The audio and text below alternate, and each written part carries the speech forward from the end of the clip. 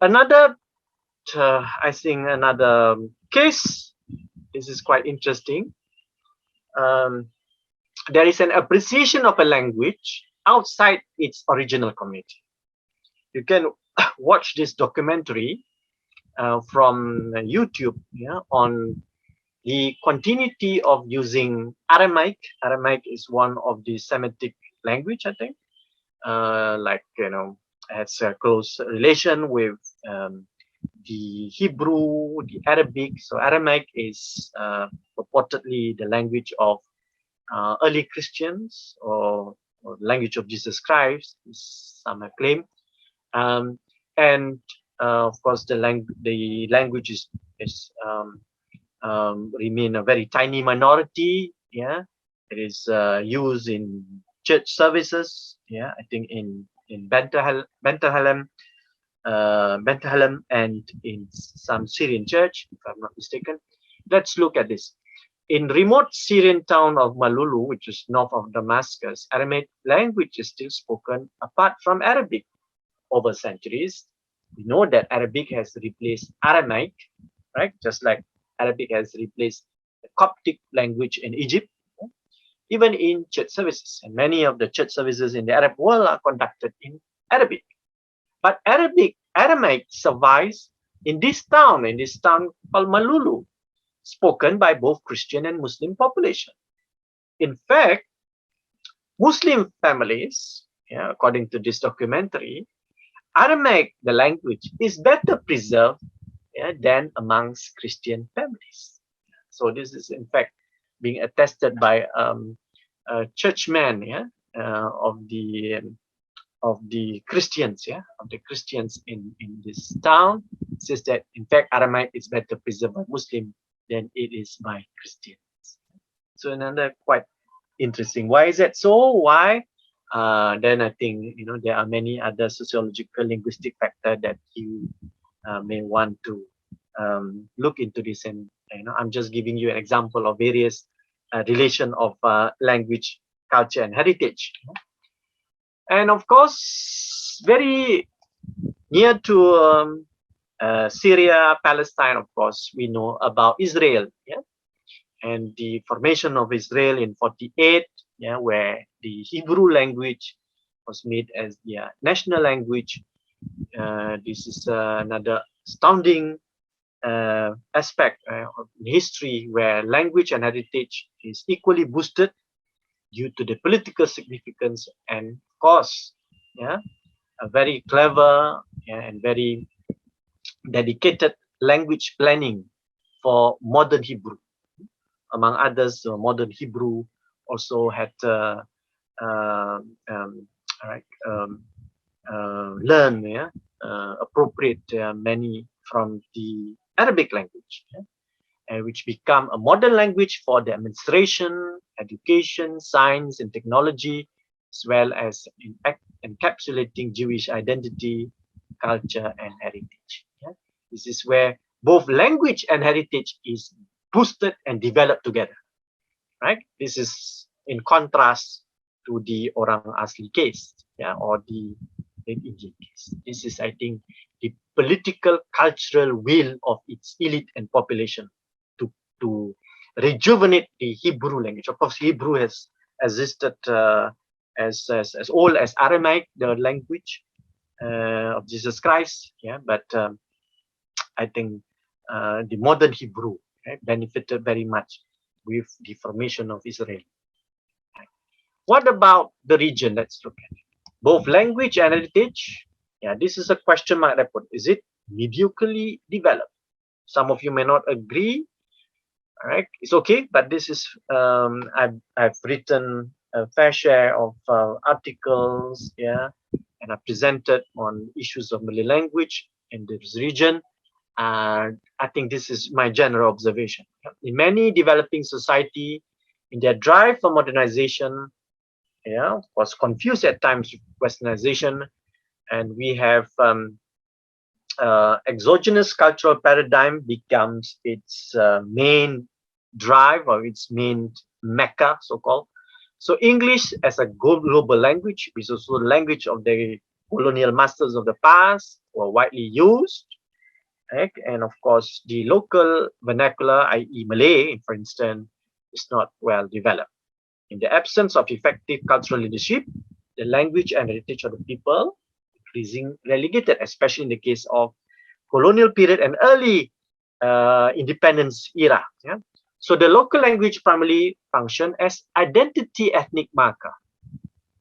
As a result, the language corpus as developed, learned, and spoken revolves around identity matters, while language coverage or the dimension of life, yeah, where language should cover, let's say in technology, sciences, yeah, and administration, legal, or whatever you want to call it, yeah, that demands a kind of special expertise, craft, and an intellectual rigor. That language has not been able to develop well because English becomes easily the alternative. Since there's a pool of the dominant economic language, primarily English, the prestige and usability of the language, local language, i.e., let's say in the case of Malaysia and Brunei, Malay language takes a backseat. In the long run, the development of language takes place, and this could mean, yeah, so, yeah, sorry for that, yeah, could mean a direct effect to the cultural and heritage development, right? So I think this is a series that student of society, student of language needs to give attention to what it says. If you choose one language over the other, what is actually the long-term consequences? To sum up, generally there is a correlation. Yeah? There is a correlation between a language and the people's cultural tradition and roots, number one. Number two, but a language only cater for heritage, tradition, or culture, right, will remain a dialect. Yeah, this dialect, I'm using a special terminology used by Antonio Gramsci. A language that not able to transform into a language of sciences, language of knowledge, language of a wider communication. It remains a dialect. It cannot go outside its own cultural spaces. Yeah? So a heritage needs the language for its continuity and vitality, but language can evolve and develop without even heritage as its appendage. Yeah? There is cases. Yeah? Language can produce or form parts of heritage, but the heritage cannot take the great task of language. Right? And i.e., language is more important because without a language, the heritage cannot be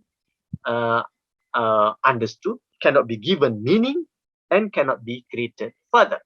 We need a language to give full meaning and spirit at its sparks to our heritage. Moreover, language should function to define heritage concretely and symbolically.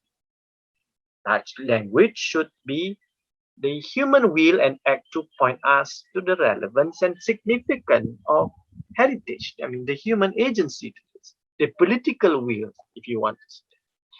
It is via language too that heritage should be redefined, reconceptualized, and recreated. Imagine if you have a language which is still dominated by colonial thinking and captivity, right?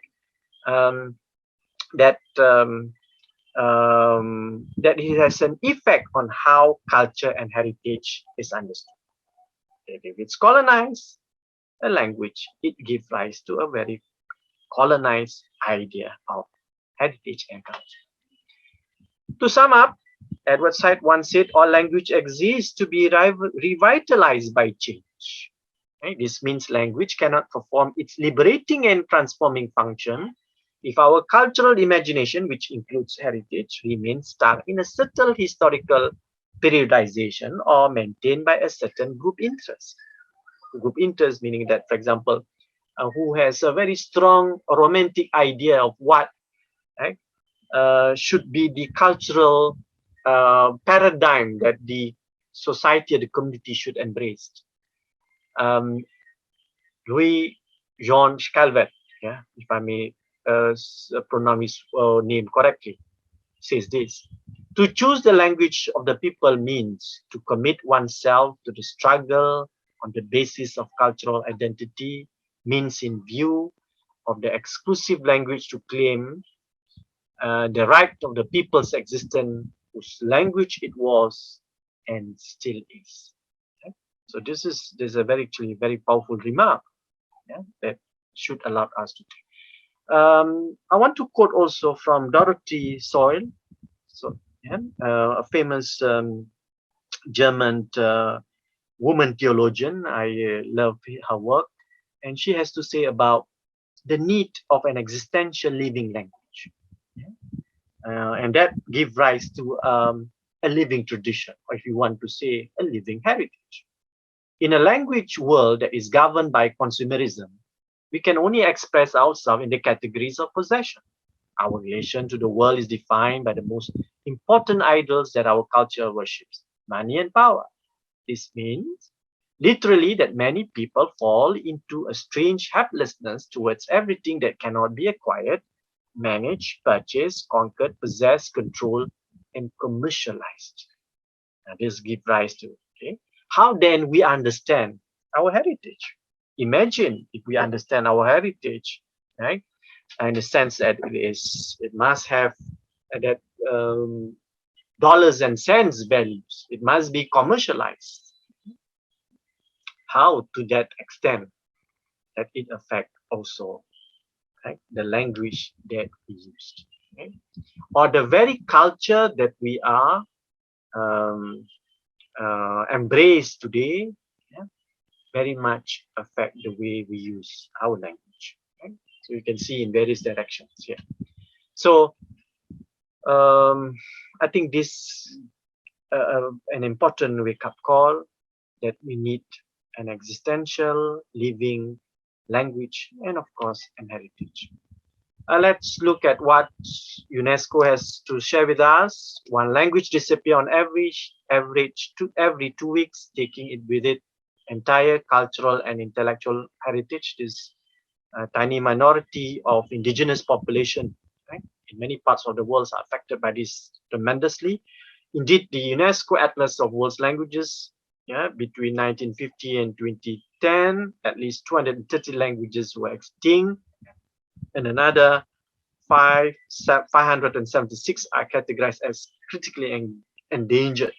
These figures are alarming in isolation. However, the future of endangered languages is even more worrying. Thousands of languages are at least disappearing in coming decades. 90% of human languages are expected to disappear from the earth by 2050.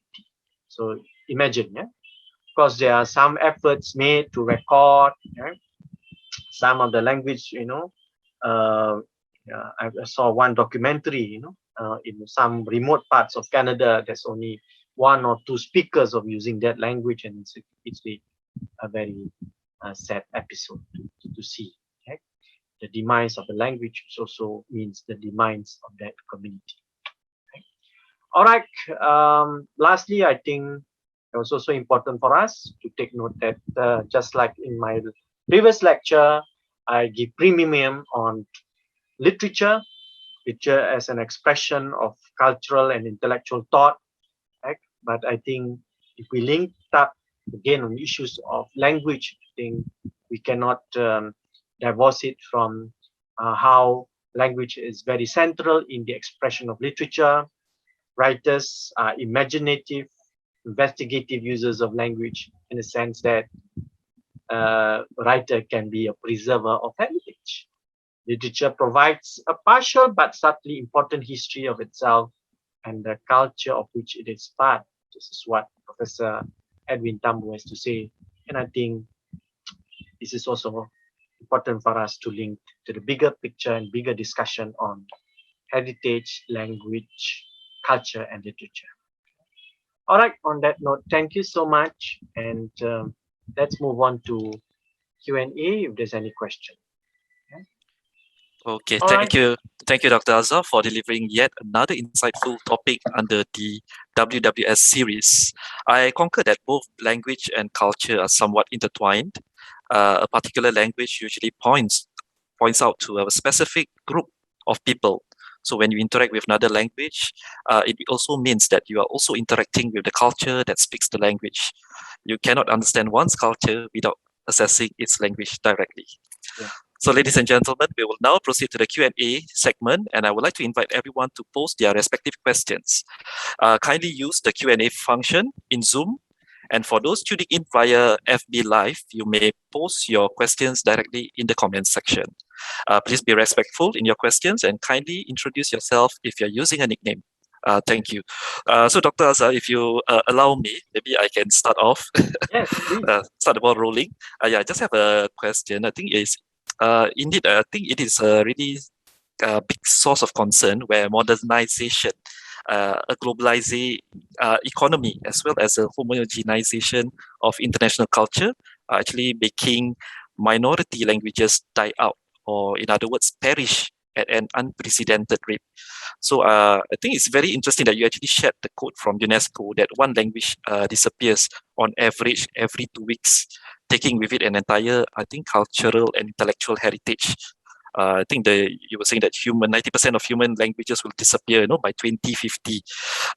This is even though our community is very familiar with the adage from Hang Tuah, like for example, takkan Melayu hilang di dunia, or Malays will never disappear from this earth. However, we should not discount the fact that there is still this possibility of this lingering in our minds. So maybe Dr. Azhar, what are your thoughts on this? Yeah. All right. Okay. Thank you. So one, of course, we need to recognize. Thank you, Fadli. I think one, we need to recognize that reality of um, preserving language cannot stop at preserving alone, right? I mean, in a dire case, in a dire situation, the first task is actually to, before a language disappear, it's of course to document it quickly, right? Put it down, because many of these languages are, what I call it, with a strong oral tradition, yeah? No written or um, less or no written tradition, right? So the propensity of it to be just disappeared from the map, of human history is higher. Okay? So one is of course documentation. Two, how we can draw young ones, to start speaking it. Of course, that demands a kind of cultural affirmation, cultural vision, right? Within the particular community or society, and of course that of course entails the political will. This of course happened to a small community in a bigger nation state, when there is one dominant language, the national language. Okay, so how do we face? How do we um, respond to this? One of which I think we should see that one's language is actually parts of human rights. Okay? If we have affirmed that the rights of a particular community to preserve their language is vital, that's part of the human right. If it's not recognized as a human right, I think many powerful nation states, right, will just go along with its national or dominant language, and therefore this minority, indigenous, native language will just disappear. Right? Two, there must be a conscious effort, to make this language to be taught in school, at least within that community. For example, many of these smaller communities are in certain outlying regions, very far away from the governing centers. So at their local level, they must be allowed to teach their own languages. apart from learning the national language or the mainstream language, because um, yeah, boys and girls need to get good jobs. Yeah, they need to learn the language of the mainstream economy. Yeah? But provision has to be made that their mother tongue or their ethnic community languages should be taught to. Yeah? This, of course, involve resources, right? Yeah, this involves a lot of human effort, but it can be done, right? And not just via school, yeah, but also via various other instruments like constant radio telecast, TV telecast, yeah, small, what you call provision made for some spaces in the daily news, printed daily news, newspapers, and so on. So these are part and parcel where we can give the space where the language can be articulated, can be expressed, and can be communicated. That must be done. Hope I answered to your question. Yes, definitely, Dr. Azhar. Thank you so much. Dr. Azhar, I think we have one question from FB Live by Said Ali Smaid. He said, many Singapore Arab youth are unable to speak Arabic and have adopted Malay as a lingua franca of the Arab communities. So it's just his observation. He said a good study on this subject. Yeah. So I guess this is what happened to there is this pool here. For example, if we look at the Peranakan community, the younger ones totally speak English, right? And of course, those that went through government school, they have to learn Mandarin as their language. And they can speak Mandarin today. They can speak, of course, English very well, but they lost their Peranakan language, right? Their Peranakan Malay language, unlike their fathers, yeah, or their grandparents. So that's the case of the Peranakan. Whereas for the case of the Arab youth, right? I mean, both parents are Arabs, right? And they are distinctively identify themselves as Arabs, right? They lost the language because one of which is the fact that the main communication, yeah, in the national life, in community life, is in English, yeah, and of course because of they live in this part of the world with a strong Malay Muslim community, yeah, as part of the community, very obviously they speak Malay, right? They are able to speak Malay. Right? But even there's a trend that no guarantee too that Arabs youth, yeah, can speak better Malay nowadays, yeah, because of the challenges of today. We have English language, yeah, coming into the scene, and be it you are Chinese and Arab, Malay, or Indian, you tend to speak more English than to speak other than English, right?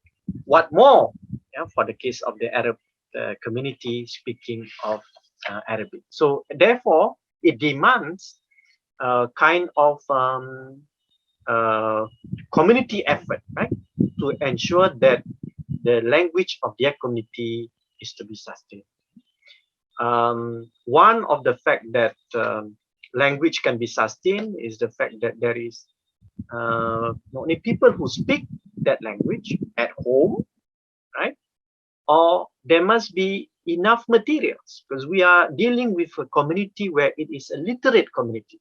They need reading materials. They need not just practicing, yeah, but reading materials. Reading materials of the region. I mean, let's say in the Arabic, in Chinese, in Tamils, right? Yeah?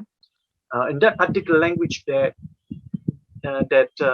able enable them to continually articulating their language. Otherwise, they will just lost it. I mean, you can't just simply take an Arab world language which have developed, according to its various pattern of nation states, and then you transplant them into this region. I don't think it worked too, right?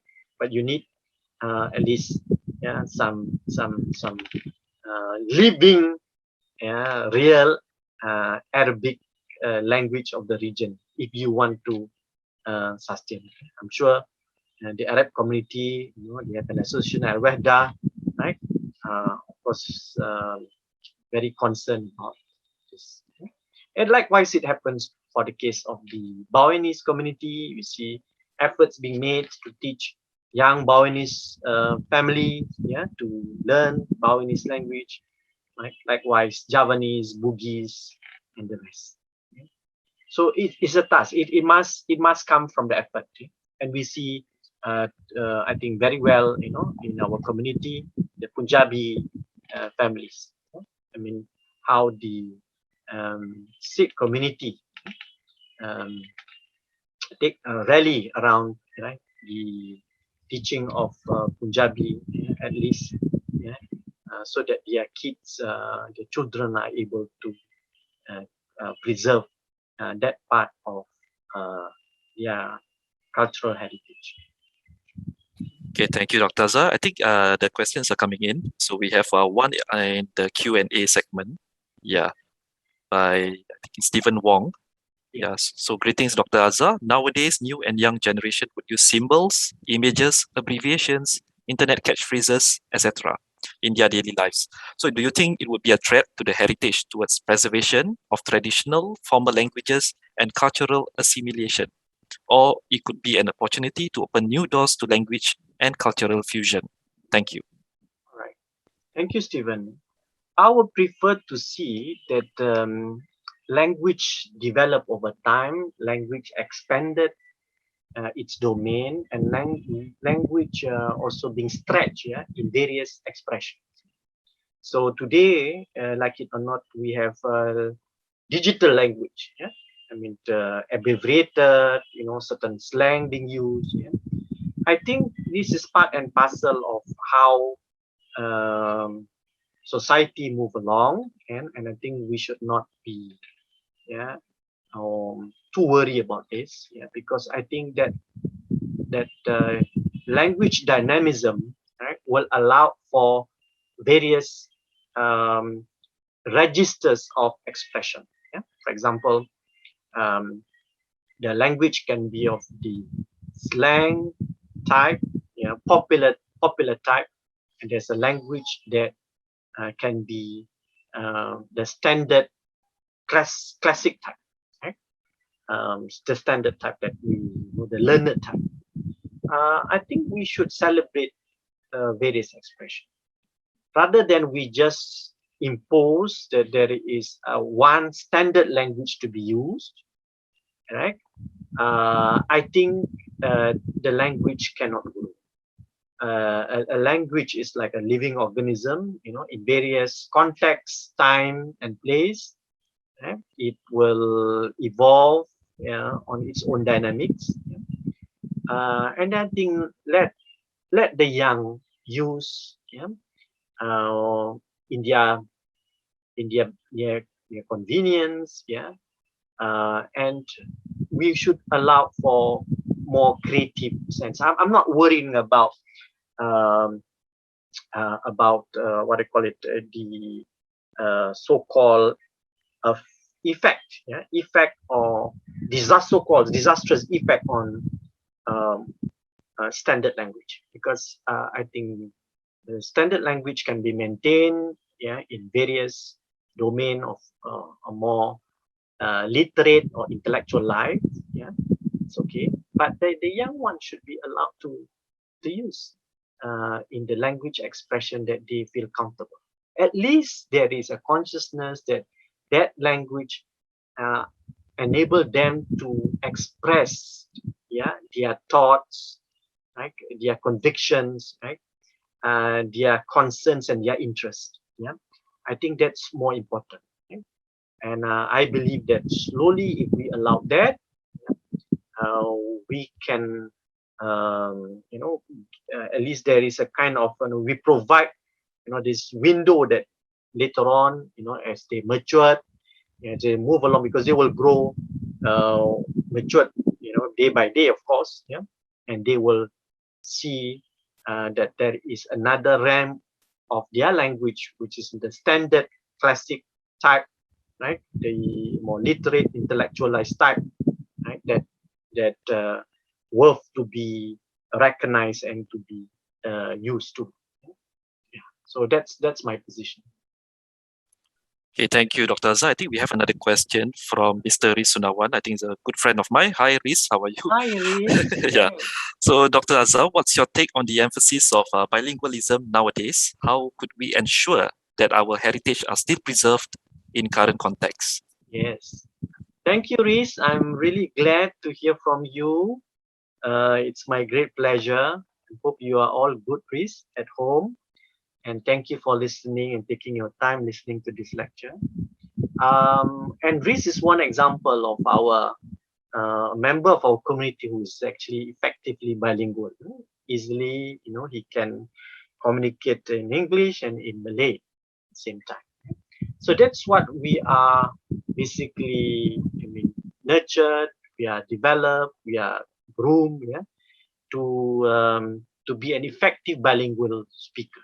Yeah? Of course, it's not, yeah, in equal terms. Some people, one language dominates over the other, right? Or more fluent over the other, but it's okay. Yeah. Bilingualism, I think, has um, um, has important dimension in developing the language. Yeah. Let's say, for example, yeah, let me just focus on Malay community. That bilingualism meaning learning English and learning Malay at the same time. By learning English, right, you are open to a vista of knowledge, ideas, worldviews, and so on. But at the same time, while using Malay, right, you know that there are areas that you want to express, that you have known it in English, and therefore you transfer that what you have been exposed or you've learned in English, then you bring into Malay domain. And that in itself is a very good thing. In other words, it becomes a very dynamic factor where Malay language itself is able to develop. Yeah, in a way that a bilingual person is like a cultural broker in that sense, right? You bring in from one domain of language to another, so you enrich in the process of Malay language.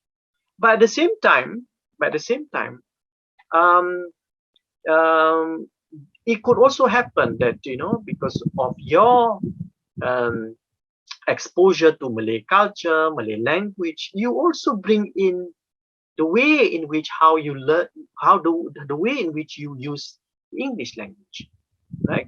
Which marks your local flavor to it, right? We need not use English like, say, someone in UK or in Scotland or in Wales. Yeah, we use a language which is an English language, right? But it is very much attuned to our cultural context. That sense, I think it gives a more real and more dynamic expression. So that's one. So how do we, in this case of this, I wouldn't say competing, but we have these two domain, English and Malay. And Rhys was asking us, how do we ensure that heritage is still preserved in the current context? I think that moving along, that notion of bilingualism must be affirmed, enhanced by biculturalism. In that sense, if you want to maintain your heritage, yeah, you need to be more creative, you need to be more critical, right? You need to inhabit not just one world, you need to inhabit in many worlds. In fact, it's best that by inhabiting many worlds, and because you are always at the border, BORDER, border, you're always moving, crisscrossing the border in that sense, right? And that gives, a kind of vitality, right? Let's say, because you are very much bicultural in your outlook, right? Then that give rise, to your consciousness, to your affirmation that the Malay language, that Malay heritage needs to be preserved, needs to be discussed, needs to be documented, needs to be articulated. I think moving along, bilingualism alone is not enough. We should move further now to what we call biculturalism. Biculturalism means you have a more richer cultural corpus in order to preserve the heritage of today. By just having one culture, one affirmation of heritage, which is, let's say we call it monocultural, the heritage cannot be preserved effectively. Okay, all right. So we have from Dr. Azhar. Zuraida here, right?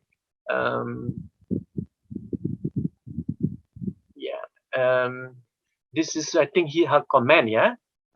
The teacher in charge, she said that she borrowed a book. The teacher in charge said that, oh, next time borrow English book. I was rather annoyed. Yeah, okay. I understand the need to teacher to encourage reading English books, but I felt that she was expressing more in affront to my preference to read Malay books. I hope our teachers, oh yeah. I'm sure maybe during your time, Zuraida, maybe in my time, right? Because the level of proficiency of students, at that time maybe, in terms of English may not be strong, so the teacher might think that, it's good that you give some more attention to English than to your mother tongue, because you already have a strong mastery of your mother tongue. I suppose that is the intention of the teacher, right?